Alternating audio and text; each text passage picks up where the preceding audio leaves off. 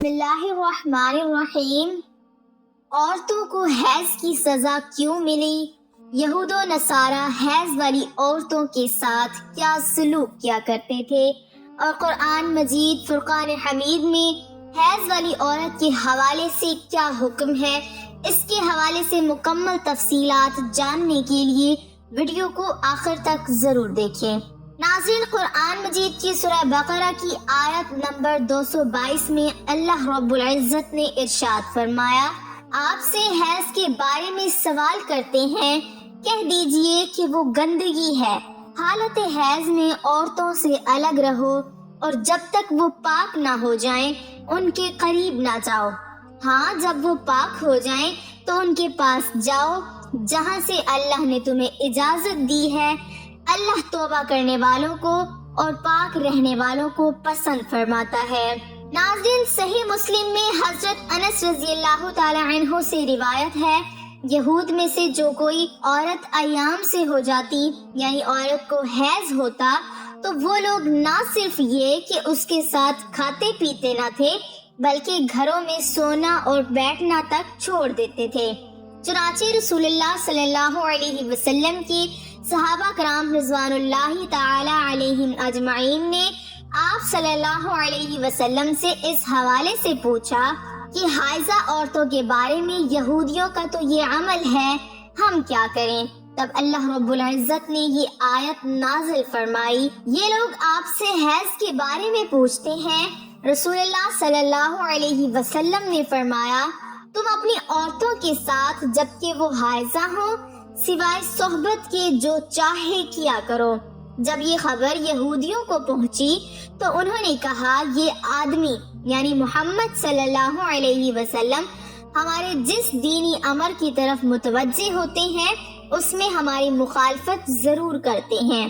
یہود کی زبانی یہ سن کر دو صحابہ کرام رضوان اللہ تعالی علیہم اجمعین، حضرت اسید رضی اللہ تعالی عنہ اور حضرت عباد رضی اللہ تعالی عنہ دربار رسالت میں حاضر ہوئے اور عرض کیا کہ یا رسول اللہ صلی اللہ علیہ وسلم، یہودی ایسا کہہ رہے ہیں، یعنی انہوں نے یہودیوں کا کلام نقل کیا اور پھر یہ کہا کہ اگر آپ اجازت دیں تو یہودیوں کی موافقت کے لیے ہم اپنی عورتوں کے پاس ایام حیض میں رہنا سہنا چھوڑ دیں۔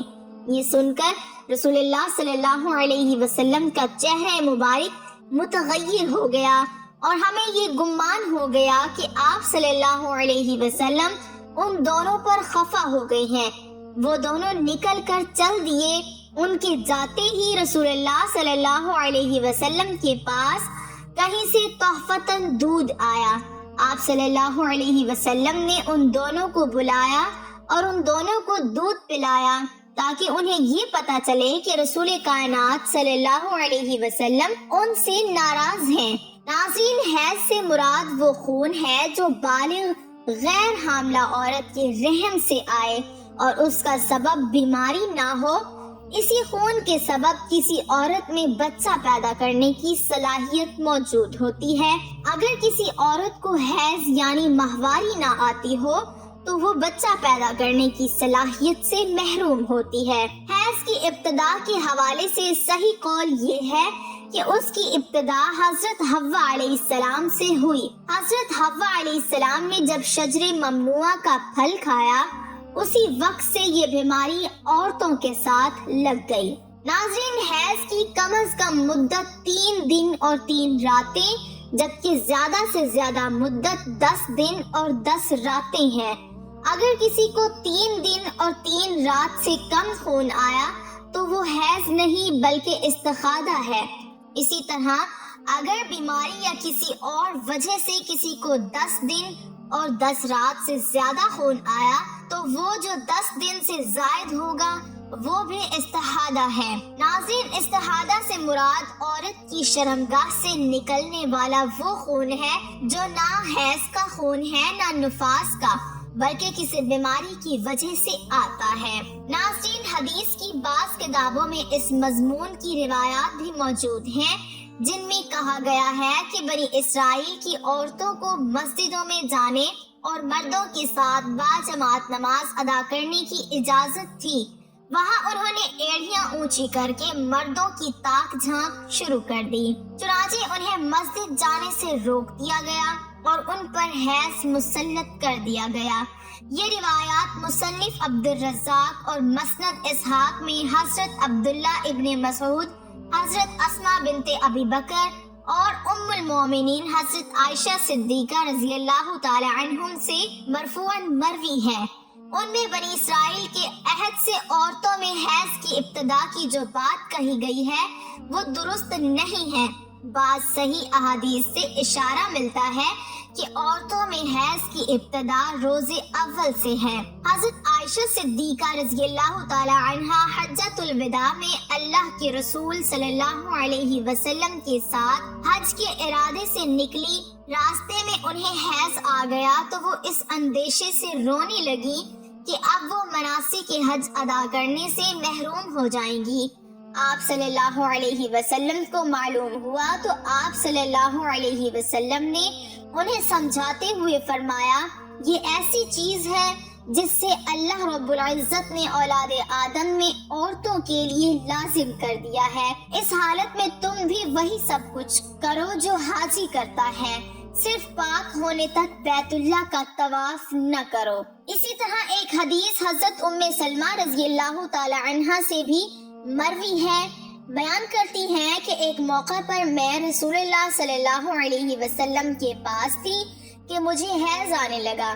میں وہاں سے اٹھ گئی، آپ صلی اللہ علیہ وسلم نے دریافت کیا تو میں نے بتایا کہ مجھے حیض آنے لگا ہے، تو آپ صلی اللہ علیہ وسلم نے فرمایا، یہ ایسی چیز ہے جسے اللہ تعالیٰ نے آدم کی بیٹیوں پر لازم کر دیا ہے۔ بعض لوگوں کا کہنا ہے کہ حیض کا آغاز بنی اسرائیل کی عورتوں سے ہوا۔ اس معاملے میں نبی کریم صلی اللہ علیہ وسلم کا ارشاد زیادہ معتبر ہے۔ ناظرین، اگر مسائل کی بات کی جائے تو ایام حیض میں عورت کے لیے نماز، روزہ، تلاوت جائز نہیں۔ اگر ان ایام میں مسلسل خون نہیں آتا تو بھی یہ ایام ان کی عادت کے مطابق حیض میں شمار ہوں گے، جس کی وجہ سے غسل کرنے سے بھی طہارت حاصل نہیں ہوگی۔ لہٰذا ان ایام میں عورتیں ذکر و اذکار اور دعا کر سکتی ہیں، نماز، روزہ، تلاوت نہیں کر سکتی۔ ناظرین، اسی طرح رمضان المبارک میں عورت کے حیض یعنی ماہواری کے ایام میں جتنے روزے قضا ہوں گے، رمضان المبارک کے بعد ان روزوں کی قضا لازم ہوگی۔ اسی طرح نماز کے حوالے سے مسئلہ یہ ہے کہ عورت کے لیے ناپاکی یعنی حیض کی حالت میں نماز پڑھنا جائز نہیں، بلکہ معاف ہے، یعنی قضا بھی لازم نہیں۔ البتہ عورت اگر جنابت کی حالت میں ہو یعنی اس پر غسل لازم ہو، خواہ ہم بستری کی وجہ سے یا حیض کے ختم ہو جانے کی وجہ سے، اس وقت نماز نہیں پڑھ سکتی جب تک کہ غسل نہ کر لے۔ اس حالت میں اگر کوئی نماز گئی تو اس کی قضا لازم ہوگی۔ ناظرین، اسی امید کے ساتھ اجازت دیجیے کہ آپ کو ہماری ویڈیو پسند آئی ہوگی۔ اللہ رب العزت آپ کا حامی و ناصر ہو۔ ناظرین، کمنٹ باکس میں آپ صلی اللہ علیہ وسلم کی شان اقدس میں ایک لائن ضرور ٹائپ کریں۔